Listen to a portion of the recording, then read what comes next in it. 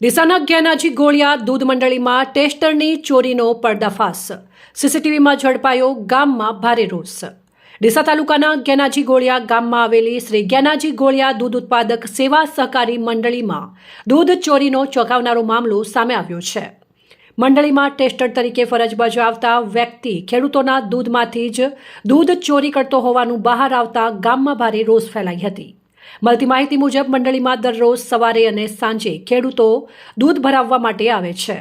તે દરમિયાન ટેસ્ટર દ્વારા દૂધનું સેમ્પલ લઈને દૂધ ભરવાની પ્રક્રિયા કરવામાં આવતી હતી, પરંતુ છેલ્લા કેટલાક સમયથી ખેડૂતોના દૂધમાં ઘટ્ટ જોવા મળતા શંકા ઊભી થઈ હતી. આ શંકાને આધારે મંડળીના મંત્રી ઈશ્વરજી છોગાજી ગેહલોત માળી અને ચેરમેન શંકરજી દલાજી ગેહલોત માળી દ્વારા સીસીટીવી ફૂટેજના આધારે તપાસ હાથ ધરવામાં આવી હતી. તપાસ દરમિયાન સંજયકુમાર રમેશભાઈ ગેહલોત માળી નામનો ટેસ્ટર છેલ્લા અંદાજે 6 માસથી રોજ સવારે અને સાંજે 2 ટાઈમ મળી 40 લીટરથી વધુ દૂધની ચોરી કરતો હોવાનો ખુલાસો થયો હતો.